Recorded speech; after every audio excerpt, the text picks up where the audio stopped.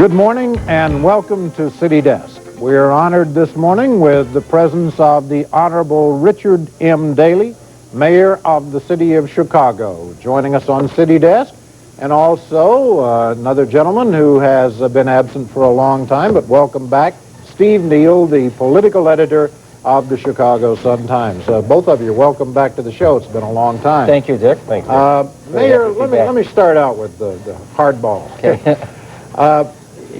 Jim Edgar campaigned in favor of keeping the income tax surcharge. Michael Madigan, the Speaker, a Democrat, one of your allies, says he's not yet convinced you have to keep it, yet this city is facing a ticking time bomb with regard to funding for education. Will you lobby to keep that? Do you have to keep that surcharge to keep balanced books and to keep education reform going? Well, we know it's important. In the city of Chicago, I think we get $92 million a year off that surcharge. The Board of Education, they get a large amount of money, too, for education. Not only the city of Chicago, but all cities across the state, as well as school districts, get quite a bit of the surcharge here in Illinois, and that's what it's for. As I think Speaker Madigan pointed out, is the governor will be inaugurated, and then he has to lay his agenda out. I have said I have always been for the surcharge if there's real estate tax relief. It must be part and parcel of the package. I think that's what people have said all over the state. I think Governor Edgar knew that. People will be for the surcharge if there's real estate tax relief. But you are for the surcharge? Well, I have said the governor must make his position known. Being for the surcharge, I have to see what position he's going to take. I want the surcharge with tax relief. Under our $90 million that we receive, we get $25 million back in tax relief. That is very, very important to the taxpayers of the city of Chicago. Well, have you conveyed that message to Speaker Madigan, who says the governor has to introduce this? Well, yes, I think it's my responsibility as mayor of the city of Chicago, setting an agenda, setting a program for the city. I must introduce legislation on behalf of the people many times here in the city council. And so the governor, we have to give him some time to present. He has to look over the entire budget, the financial position of the state. Then he must set his budget and his agenda up in this session of General Assembly. It's kind of a common courtesy they always give to the governor, which is rightfully so. If you don't get that $92 million back, and if the surcharge, it appears it will be difficult for the surcharge to pass, what would you do to get as an alternative revenue source? Well, I would immediately, if it doesn't happen, we're going to start cutting back. You have to cut back because people don't, every time you raise the real estate taxes, you move more people out of the city, you move more businesses out of the city. And so that my priority would be is to cut back the parts of the budget. But would you have to make a substantial increase in property taxes to make up for that deficit? Well, I don't think so. You would basically start cutting back in certain areas.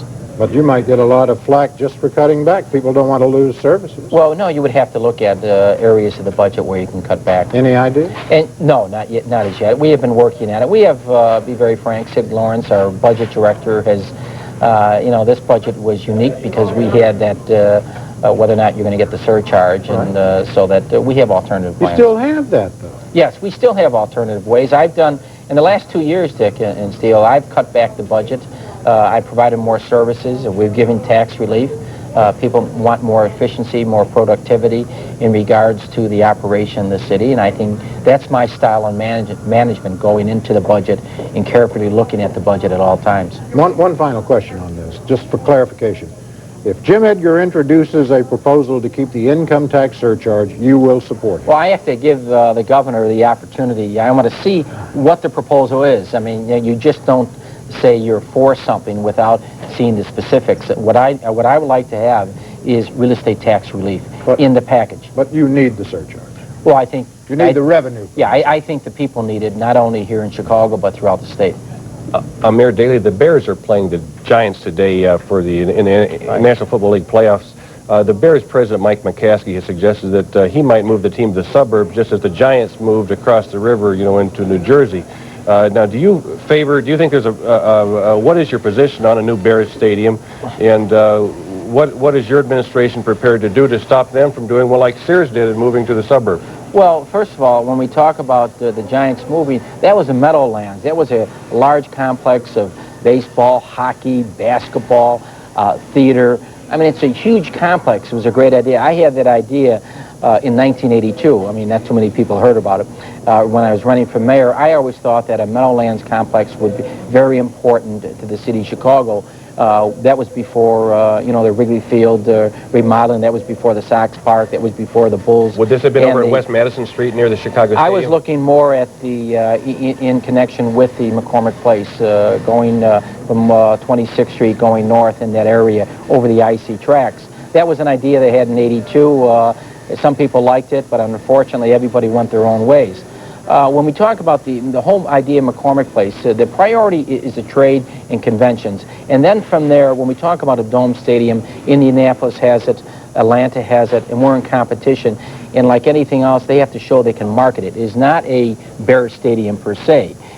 People in Chicago are against building a stadium strictly for the Bears. So that is known. They have to show how they can market it, whether other football games, basketball, you know, a variety of events that can take place that can really keep an indoor stadium. Indoor stadium is important when you see other cities build it, whether it's Atlanta, Indianapolis, so that, you know, there is a priority there in a sense that people, some people feel very, you know, they believe they need it. Mayor, you're a football fan, though, and do you like indoor football? Well, I think it would change. It would change the whole complexion of the game. Everybody would be the same. So if there's going to be a Bears stadium in the city... When you enclose the stadium, you know that when you enclose the stadium, there's no real advantage of home turf anymore. I think, you know, when they go to Soldiers Field, there's a lot of advantages for the Bears at Soldiers Field. It's the weather, it's the conditions, everything. And so it would change the whole ball game, but, you know, like anything else, life goes on. But for the Bears stadium to fly and to be saleable as a convention center, it would have to be indoors. You do not think that Mr. McCaskey's proposal for an open-air stadium would work? Well, I don't think you could build an open-air stadium. I mean, you have Soldiers Field, and it'd be very difficult to build an open-air stadium. But you think we need a dome stadium? No. You're right. You think that we don't need it just for the Bears, but you think we need it. I think there has to be. The whole McCormick Place expansion deals with trade and convention shows. It deals with enclosing, expanding another facility. It deals with enclosing 23rd Street, where when people arrive, today when they arrive at McCormick Place, they don't know where to go. There's two convention halls. There's nothing there for them to do. And so that's why, whether it's better food services and whether it's other services there, to have people there to feel that it's all one facility. And dealing with the dome, that is the controversial area. And you have to show, McCormick Place has to show how they're going to market that 365 days out of the year. Do you believe that? Hold on a minute. We got to take a break because we got to do a little marketing on our own. We'll be right back after these messages.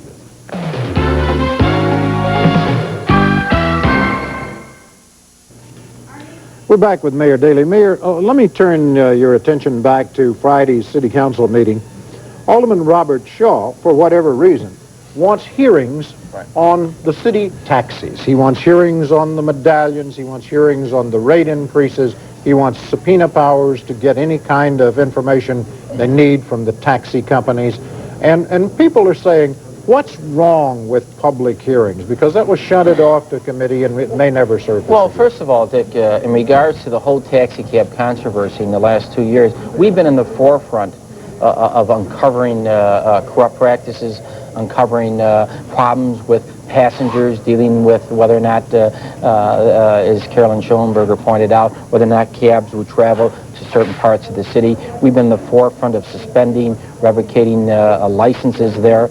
Carolyn Schoenberger and Al Vesturis has worked on a number of corruption matters with the federal government. We have uncovered this. In 1988, there was a pact signed between a prior administration and the taxi cabs till 1997, where so many medallions can be only, you know, presented in the lottery each year, and that creates a real problem. I looked at it initially, and that's why we have Myron Cherry, our lawyer, who really, the memo got out, and of course, he gave a number of options whereby we are looking to attack that legally. We think that's unfair. to the drivers. We think it's unfair to the passengers and consumers of the city of Chicago. But that was signed basically by prior administration. But what's wrong with hearings now that we know there's been corruption in the issuance of medallions? But my administration has taken this initiative, not the city council. It's going to go to a committee and eventually they have hearings on it, but we have a number of alternative programs and decisions we'll be making very shortly about the whole pact that was signed in the prior administration. Well, tell us what some of those are. We won't tell anybody. Well, I think there's a number of alternatives that we have been looking at with a number of attorneys. What? I mean, give us some ideas. Well, I cannot, disclose it as yet because it's going to happen very shortly. But you think that the monopoly needs to be broken? Yes, I've said that, yes, yeah, definitely. You think Checker and Yellow should not have the monopoly? That's right. The idea of the medallions, getting the medallions out in the lottery was to basically get more individual drivers, more competition. We have looked at our lottery. We're going to appoint Arthur Anderson to basically run our lottery system, which we think it is necessary to take it away from any city employees. And they would be in charge, Arthur Anderson, who has a very good, excellent reputation here in the city of Chicago and throughout the world, and they're going to be running our lottery so that we can take it away from some of the past practices that took place where city employees were involved. Mayor, what's your assessment of the cab service in this city? It seems to me that I've heard cases of people, getting into cabs and they refuse a fare and they won't, leave people out in the cold, and then some cabs, you get in other cities, it seems like there are tests where people know the city. You get in here, that's take me to the Wrigley building. Where's that? And then, when we were all in London last year, they give tests and send these guys out. What do you think can be done to improve it, or do you think it needs improvement? Oh, I think it needs improvement. I said we've had instances where they refuse to take people to certain communities. We've had instances, and we need people to reporting the exact number of that cab and follow through. That's why Carolyn Schoenberger, who comes from the state's attorney's office, formerly under consumer fraud and really involved with people. And so that's what we're trying to do, is get more people to specifically complain about any type of service or conduct by the driver, and to have necessary penalties against those individuals. Is it still a serious problem out at the airport where people will get into these, cabs and get ripped off with people who are not, cut in line, or has that been... No, that's been taken care of, where people used to cut in line or sometimes pay for it to get in front of the line. No, we've really curtailed a lot of that. Let me turn your attention to another problem, and that's the parking scofflaws. Right.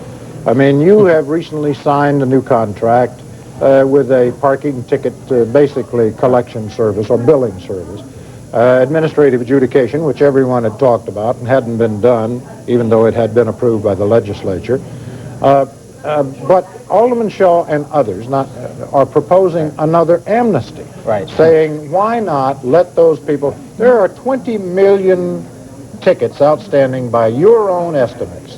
Why not let those people come in and pay those tickets without those extra penalties so that we can get the money flowing and get the revenue? One of the problems is that we have, under my administration, everybody's talked about adjudication. Everybody's talked about the changes in the parking tickets. We have a whole new system, which has gone into effect, about basically giving the parking ticket, computerization, following through with adjudication.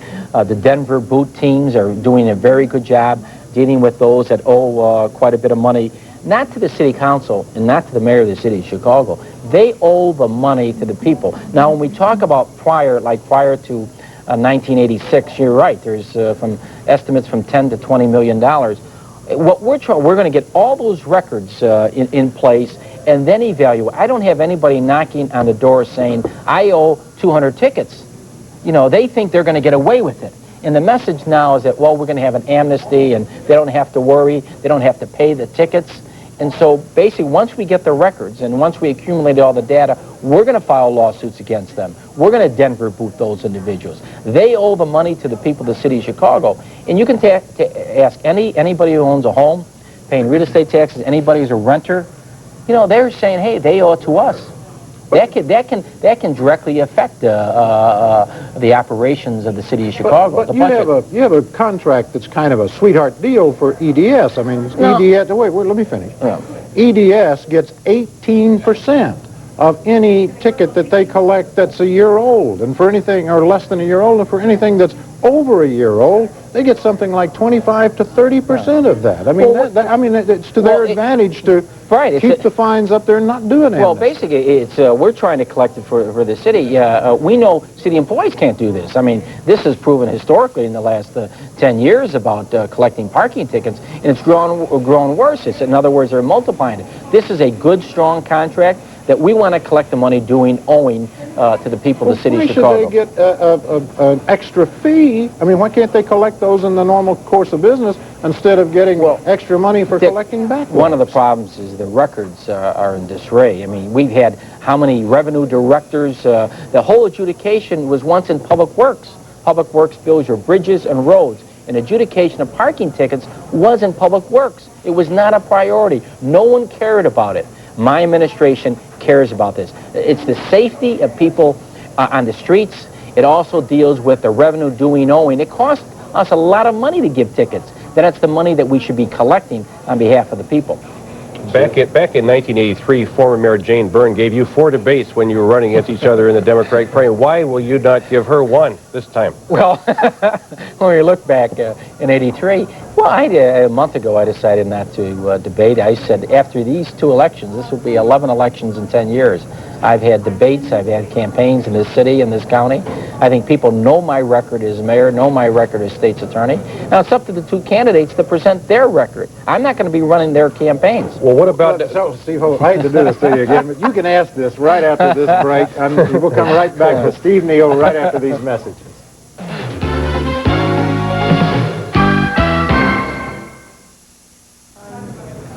Mayor, back when you were a state's attorney, I recall you led a drive for to change the way Chicago elects its mayors. At that time, in 1986, I think it was, you said it's unfair. The current system, which has a Republican-Democratic primary, it should be the same way as we elect our aldermen. And then because of this system, you saw Eddie Verdoliak squeaking through as a write-in last time. You saw third parties created, which have hurt the Democratic Party in general elections. Do you still think the nonpartisan mayor election is a good idea? And if re-elected, would you push for that in your second term? Well, I don't know if I'm going to push for it. I thought it was a good idea if you had the aldermen being looked upon in a nonpartisan way, and maybe the mayor should. There's already proposals to limit the terms of council members to 2 years, mayors for 2 years, and John Steele, an alderman, has introduced that. And I have told them that just the idea of limiting anybody to 2 years. Wilson Good, the mayor of Philadelphia, told me when he was reelected, because he's limited to 2 terms, his second term is very difficult to deal with the council and other elected officials because they know in 4 years you're out. And, it's something I think it's not a priority that I have in my administration. Should there be a nonpartisan election? I don't know. I don't have a feeling one way or the other. But you did at one time. Yeah, I thought it was a good idea. It was shot down very quickly by a lot of people. And now you're mayor. Well, yeah, I think, maybe in the long run people should look at it. It's just the same thing about limiting maybe the terms of elected officials. Although I think it has to be looked at both ways, together. Back in 1986, when you proposed that, though, as I recall, the Sun-Times had a poll that showed the overwhelming number of Chicago citizens did favor the change. And, of course, some people who were aligned with you suggested that this would have been a way for you to run against Harold Washington. Was that why and Harold Washington had been for it when he was in the legislature, but then when he was mayor, he was against it, too. That shows you how quickly everybody can change sides in regards to issues. But, I think when they talk about limiting terms, that will be looked at, too. Mayor, I want to come back to the issue of the debates. Jane Byrne, you did get 4 debates under Jane Byrne. Harold Washington debated 3 other candidates. Why should Mayor Daley be any different? Why shouldn't you face your opponents in at least 1 debate? Well, I think Mayor Washington, late Mayor Washington, in primary didn't debate any of the candidates. I think people know my record. I think they know what I've stood for the last 2 years, the decisions I've made. They've seen the other candidates, whether in their past political offices or their present political offices. I think people can judge this very quickly in regards to the issues there. I've campaigned, I've opened offices, I've had TV, radio advertising, we've had volunteers. I have to run my own campaign, and I allow the other candidates to run their own campaign. In other words, don't give them a platform. Well, they have to run their own campaigns. I said, you know, at different times you're in different positions, and so that at this time I'm going to run my own campaign. I cannot be the campaign managers for my two opponents. But, Mayor, since 1979, every Democratic nominee for mayor since 1979 has debated in a general election. Would you debate your Republican opponent and third-party opponent in the general election in April? But you have to get over your primary. I don't think you have to campaign for the primary first. No, I'm saying if you win, would you debate in the general election? Then make a judgment in regards to the general election. Well, the thing that's been in the news, is that a yes or no? No, wait. You have to first wait the primary, then make But you're not going a to debate decision. in the primary. No, I'm not going to debate in the primary. Okay. I think we've gotten the answer to that. Let me point out one of the issues that one of your opponents has used effectively. Danny Davis talks about your efforts to privatize a number of city services. And you may have to do it some more, I don't know, as a result of budget shortfalls. But that does mean that you're losing city jobs. And they claim that that's a good way for you to build private patronage and private campaign contributions through the contract. Well, the alderman would know the number one complaint 2 years ago in the city of Chicago was abandoned cars. I didn't meet one alderman. Every alderman in the city council said, what about our abandoned cars? On the streets, in vacant lots, underneath viaducts, all in parks, all over. That was the number one issue. What we did is we went to we took care of all the city drivers, dealing with the downtown near north area and special areas, and then we basically privatized into the communities. We took care of a lot of mom and pop operations in the community-owned gas stations that the first time they had an opportunity to deal with taking abandoned cars off not only the street. Then we went to Springfield to change the law where we could go on private property to take off buses, trucks, and cars. That's where privatization worked. He's not complaining about that. But if you privatize janitorial services, you lose jobs. If you privatize labor services, you lose jobs. Yeah, but Dick, in the janitorial, every one of those janitors have been given a job on the city payroll. Just think of that. Every one of them.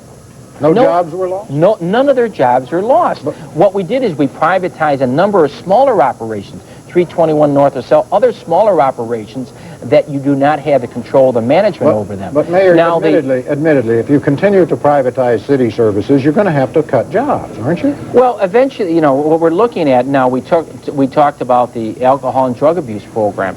We have interventions in Gateway are going to run two outreach centers, one for the north, one for the south side, a full center at 57th and out in the south side in Marlene Carter's ward for an in-house alcohol and drug abuse program. Gateway interventions are the best in the business. And so we get more service for the people. It's cheaper, and besides that, again, every one of those city workers in the Board of Health, what we did is we put them back into health clinics where they are needed in the communities. Again, not one of them lost a job. If there is not a withdrawal this week by the UN deadline from Kuwait, do you believe that President Bush should send forces in to free Kuwait? Well, I would hope that today, yesterday in synagogues and today in all the churches that people I know are praying for peace, that our young men and women will come home from the Middle East safe, without any harm, and so that I think everybody is praying for peace and negotiations can take place. And I think I am and my family is praying that peace can take place. On that, we're out of time. Mayor, I'd like to thank you very much for joining us on City Desk today. Steve Neal, political editor for the Chicago Sun-Times. And I'm Dick Kay. From all of us at Channel 5, you have a very good day.